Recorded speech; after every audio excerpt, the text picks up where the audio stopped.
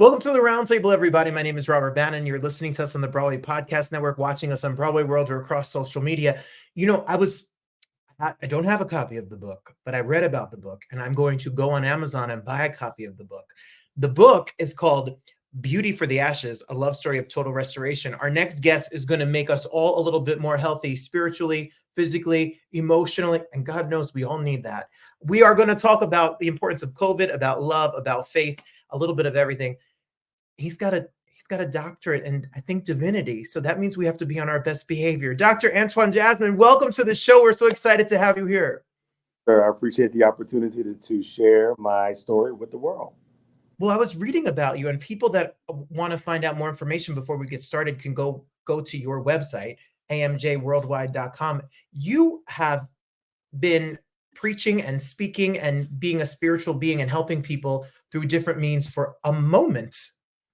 Yes, I've been a servant leader all my life.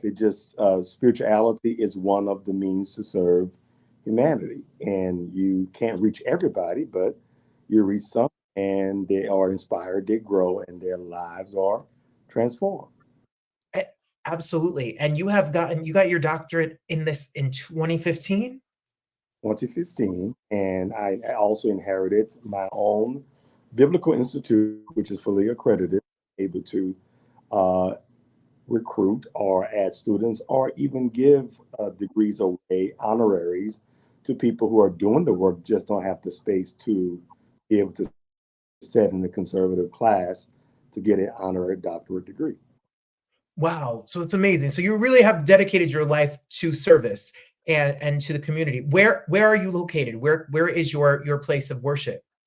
I'm outside of New Orleans. So, of course, New Orleans is known for Bourbon Street and my, so we're not oblivious to those activities. To get to me, you have to fly into New Orleans. I'm on the outskirts of New Orleans, about 20 minutes. A little rural town called LaPlace, Louisiana, which is considered the andouille, which is a sausage festival. Andouille Ooh, we lost you for a moment. Andouille Festival of the world. So it is a great city and a great town to eat good food. That's what I was going to say. I've never been to Louisiana and I've never been to New Orleans, but I want to eat my way through it. Well, when you come to New Orleans, you will never go back to where you live. Oh, okay. Well, that's it. I hear that. Well, I want to talk to you about you at some point. I know being a man of faith, and you talk about being there and having an innate way to heal people and help people and to be there for people. I read that on your website, and I read all the services that you do, all of the different things that you do. But you also have chosen to share a really personal story about your parents in like a very public way. Can you tell us a little bit about what this project is, what this book is, and why you chose to share it? Okay, well, my parents were in to condense the story, and we have a limited time. My parents were good parents. Wasn't the best family, but it wasn't the worst. I had the ability to have two parents in the household. A lot of in our African American communities, we don't have a mom and a dad. I was fortunate to have that. I was a mama's boy. I was the last, the youngest of three. So mommy wanted me in private schools, Christian schools, and I gave a rough time. But now I realize it was more of God, the universe protecting me for the assignment of what I was called to do. So in the process of time, my family was very much in trouble, and my mother went to a mental ward. Is in the book as well, and my dad always, committed infidelity in the marriage. As a kid, I remember with my mother going to the other woman's house to call them outside. So I'm the baby, so she bring her baby everywhere, and so I was able to see it and absorb the passion and the heartbreak of my mother. So as I grew spiritually and as she placed me in Christian schools, I began to inherit my own spirituality, my own decisions, my own relationship with God without my mother and father. So not knowing I was being prepared to restore them later on in life. My mother went to a mental ward, and that's when I was in college at that time. And I felt a need to pray for her. I felt that wasn't her end. She came out of the mental ward after I visited with her. And after a period of time in 2008 rather, my mother, I planted a church. I didn't want to pastor. Now I was fine with just speaking places, pastoring, because I know pastors go through too much, and the pastor can never be human. And they always have to be Superman. So I didn't like that expectation.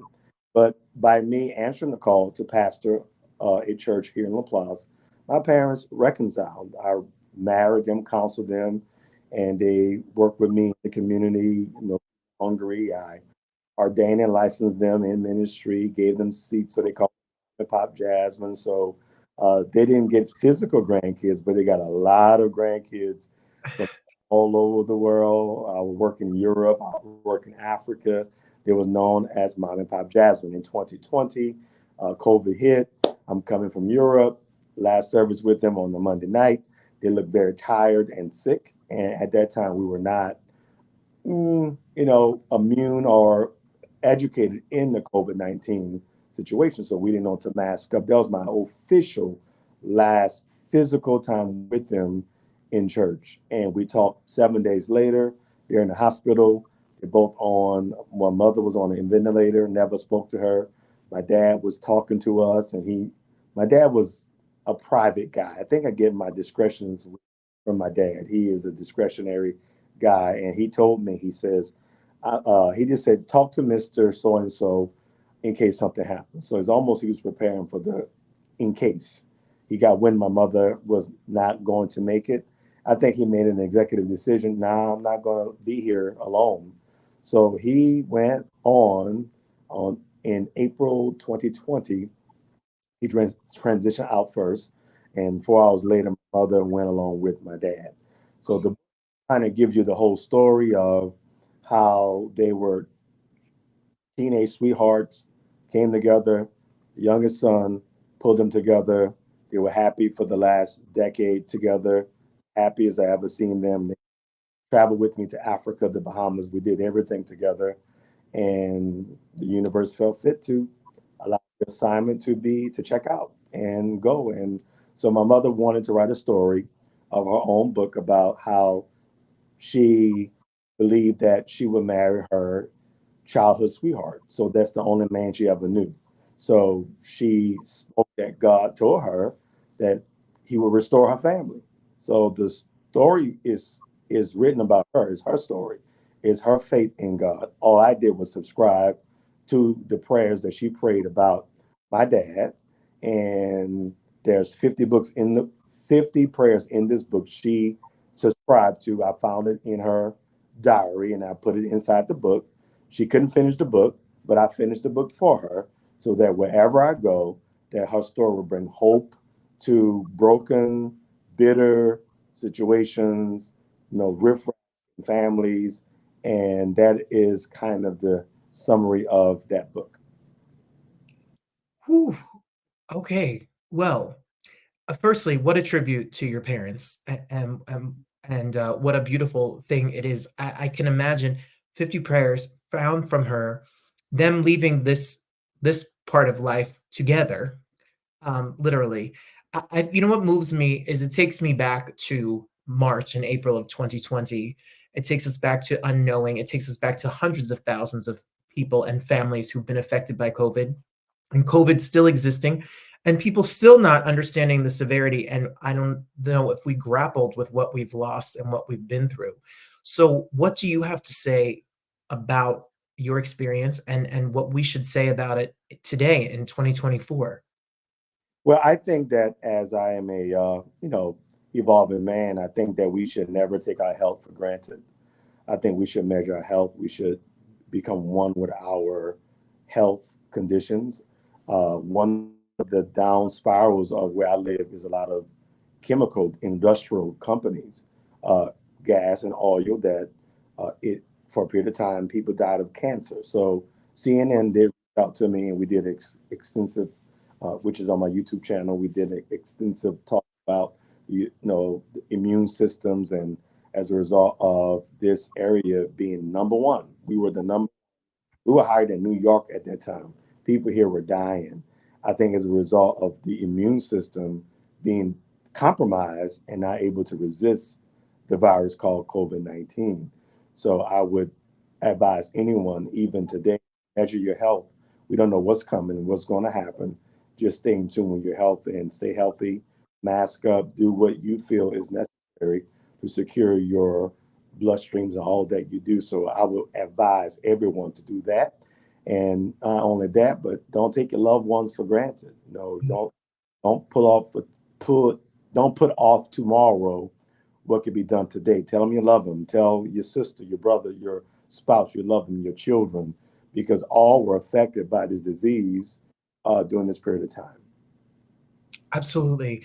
I've been having a lot of conversations about, and we have a lot of honest conversations on this show about places in this world, about race, about gender, about what's going on in the world. I'm in Detroit right now. I'm from New Jersey. You're in New Orleans or outside of New Orleans. COVID-19 disproportionately affected people of color. It ravaged communities and many times. And I think of New Orleans through Hurricane Katrina. It is a city that has been through its bumps and bruises, and a lot of times has been left to be on its own. What has it been like to have a faith-based center in a community that needs as much love and support as it possibly can be? Well, I think that because I was raised as servant leader, so I guess by I'm being wired this way, I think it could have put me into isolation. That's still a temptation to isolate away from society, and I Mm. think I do it. But then part of me has a heart for people and compassion for people, and I funeralized people after my parents, just for the sake of, some of the parishioners who passed away in our church. So I couldn't stay home and grieve. I had a duty to those people to rest. Now, those families need to draw from the bit of strength and grace I have. But to be a beacon of light, I think that sometime in spirituality or serving when you're in faith, sometime is the most abused uh, concept of that because it's how it is. I think, the expectation of, hey, pastor, I need you to bless babies. Pastor, I need you to talk to my son because he's going to court tomorrow. I believe that society misses the responsibility that someone has to serve. I didn't want to be a preacher. That was not a goal of mine to be a faith leader. I mean, I love God, but I wanted to do movies. I wanted to be an actor. I want to, walk the red carpets, and we still have opportunities to be with, five-star people. But I feel the fulfillment of my life have come with an open door. You can talk to Bishop Jasmine about anything. He's down to earth. He's approachable. He's a guy you could talk to. He's in our school system. He walks the hallways of high school, elementary school. We saw him with the president. We saw him with the governor. We saw him with the mayors. But he's always the same with everybody. So I like that fulfillment. Even if I don't get to the red carpet, if I don't hit the mainstream, at least I live life in being a beacon of life, opportunity for those who have no hope. Well, that is truly, as much as a red carpet is fun, what you're doing it will affect more people. And I will tell you, we're talking to somebody right now, if you're watching us or listening to us, that has won awards from presidents, that has, you could have a wall full behind you of all the accolades that you've had. But you choose to write a book about your parents, and you choose to tell a personal story about your parents, shows really where you are. Bishop Jasmine, I've heard of PKs, but I've never heard of a pastor parent. Like, that's an interesting dynamic, because most of the time my friends are like, my father's a pastor, but you're the pastor, and I never thought about the parents of the pastor. Yeah, that's a different dynamic. I think sometimes when people saw the story, oh wow, poor little guy, his parents left Mm. him free. No, uh, it was a flip flop. I gave my parents life, and with that separation, because the road wasn't easy, because I had to kind of pull away from my family, because then I understood my calling and assignment, and my mother was kind of caught up with, your dad broke my heart, so I couldn't live in that grief. So I had to go forth and do what I felt God called me to do, and I did it. And then the time came where Joseph had to go back to restore the family. And so when my parents saw me every Sunday preaching, it was unbelievable. We can't believe this is our baby. This is our son So they sat like proud parents who knows everything about me, from the childhood mistakes, from the challenges I've had. But the tables flipped. Now I became the spiritual dad for them. Well, I was going to ask you, you telling the story about your father and your mother's relationship, and then you mending their broken relationship to then having a decade of love and staying together requires you to have forgiveness for what happened. And then also society and what this disease and what COVID has done to you requires you to have some sense of forgiveness. How do you, you're a bishop and you're a doctor, but you're also a human being. So how do you work on forgiving your parents for what they went through for and you, and then also just what happened, the circumstances, and how can we learn to forgive better? Well, if you're going to be a restorer of the family, you're going to be iconic, you're going to influence your community, you're going to influence the industry. I think that forgiveness is a part of the attribute of God that one should carry, whether you believe in God or don't believe in God. It equated to negative energy. As a child, I was very bitter with my mother and father because when it came to my spirituality, they couldn't understand it. But mother, you brought me to this church, and now I'm taking it to another level. You put me in Christian school, so I've taken it to another level. And once I discovered my call to the nation, not just to Black people, to the nations, all ethnicities, from the Asians, the Africans, the Latinos, the Europeanized, everybody. I've been in all circles of life, and I feel comfortable. This is where I'm supposed to be. It came with a price, so I had to separate because I couldn't continue the noise of the toxic of a household that is, the dad is in his world, my mother's in her world. I didn't want. I felt the love of God. I was going to follow. I felt love, and that was through God and through that synergy and strength. So, but forgiveness, I was in my journey that I was challenged to forgive them, and I didn't know I was bitter until I was challenged to forgive your parents, and I cried. I was being baptized, and I wept in the pool. The Lord said, you need to forgive your parents, and I thought I did, but I didn't. So it was preparing me for 2008 to restore them during that process of time. So forgiveness came. I had to forgive my brothers. I have a brother in prison. I had to work to get him out of prison. He was faced with a life sentence, and I had to forgive him because he came against me when my parents passed away. But I had an assignment to forgive because my parents wanted him free. They knew he would be free. They knew that our youngest son he's going to do what's right before God, and he's free today. As a matter of fact, my mother's birthday was Sunday, and it was his first time worshiping with us.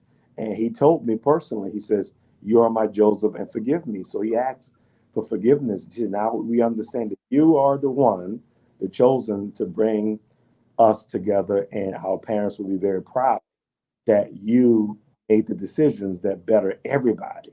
So forgiveness is the key. It freed me, it freed my soul to be healed. It freed my inner peace, sustainability, preservation. When you forgive, it preserves life. It enables you to serve others who are very bitter and to help walk them through it. So I'm not bitter. It just the way I used to be bitter, I forgave, and I can embrace anybody. And members who left me during that dark time, I've extended olive branch. Hey, come and worship with us. And some of them came who loved my parents Sunday. So it was a beautiful thing. So the importance of forgiveness is to will to forgive. If I wouldn't have forgiven them, I wouldn't be the man I am. I would have missed it. My parents would be deceased, and I wouldn't have been able to have that time with them. Behind forgiveness is a whole field of blossom flowers and opportunity, but we hold on to unforgiveness. We will never know what's behind the darkness, and behind the darkness is always there's a silver lining after the rain have come. So forgiveness is a part of what Jesus did on the cross. Father, forgive them, for they know not what they do. Hey, given society, then we would still be in a pickle. We wouldn't see a drink from the tree of life in the next life. So forgiving people not only heals the situation, but it really heals yourself and frees you from the burden and the heaviness that you carry. And Bishop Jasmine, I think that's a reminder for all of us. And I think what your book is doing and the lesson you're telling us here, and when you go to your website or you go to your social media or you go visit Bishop Jasmine at church on a Sunday, is that he's preaching that there's a way for you to have a brighter, better, happier, truer, deeper connection with the world, God, and yourself. I think that you telling this story is very powerful, and I hope that people know that Beauty from the Ashes, a love story of total restoration, is available. You can get it right on Amazon and have it at your door literally in 2 days. Amazon Prime it, right? Get that box right to your door. And where should we stay up to what you're doing? Where's the best place to find out what you're doing, Bishop? Or any social media platform, Antoine Jasmine Facebook page, Antoine M. Jasmine Facebook page, Instagram, Dr. Antoine Jasmine, and of course TikTok is available as well. So I'm a little bit behind on TikTok because when TikTok was high, I was grieving and trying to sort out some things. So please help me subscribe. YouTube channels, Antoine Jasmine or Prophet Antoine A. Jasmine, and all the markings of what I've done is made readily available. Amazing. We're going to get this copy of the book, and we're definitely going to we're sending love to you. We're thinking about happy birthday to your mom, belated birthday to your mom, and love to your parents. God bless you. Thank you for being here. So thank you for the opportunity. Thank you. Blessings.